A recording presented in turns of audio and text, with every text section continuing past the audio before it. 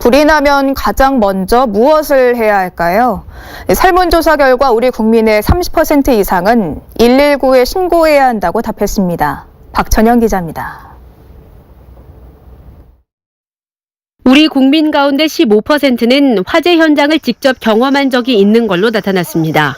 매년 4만 건이 넘는 화재가 발생한 점을 감안하면 화재 한 건당 2~3명 정도가 직접적인 연관이 있는 셈입니다. 네, 그렇다면 불이 났을 때 가장 먼저 하는 건 뭘까요? 집에서 화재가 발생했을 때는 35.7%가, 학교나 사무실, 상가에서는 31.2%가 가장 먼저 119에 신고하는 것으로 나타났습니다. 다음 순위는 조금 다른데요. 집에서 불이 났을 때는 불을 끄려고 시도한다가 두 번째를 차지했고, 학교나 사무실, 상가에서는 대피한다가 두 번째로 나타났습니다. 재산을 지키려는 욕구가 높아 이 같은 결과가 나온 건데요. 소방청은 불이 났을 때 그대로 실내에 머무르거나 현장으로 다시 들어가는 것은 매우 위험하다며 주의를 당부했습니다.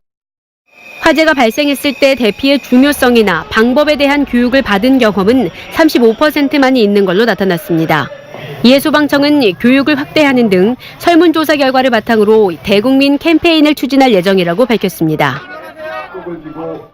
매년 5월 셋째 주 월요일, 만 19세가 되는 청소년을 대상으로 하는 성년의 날입니다.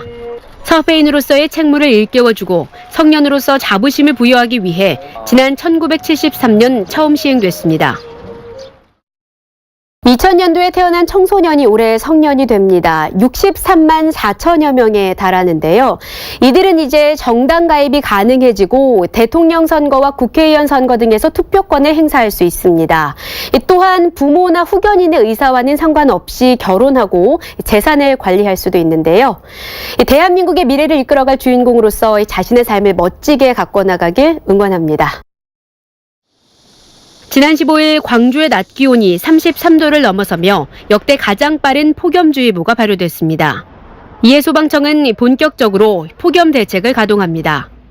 35도가 넘는 날씨가 사흘 이상 지속되는 지역이 전국 40% 이상을 차지하면 1단계 비상대책반이 꾸려지고 60% 이상은 2단계, 80% 이상은 3단계로 비상대책반이 구성됩니다.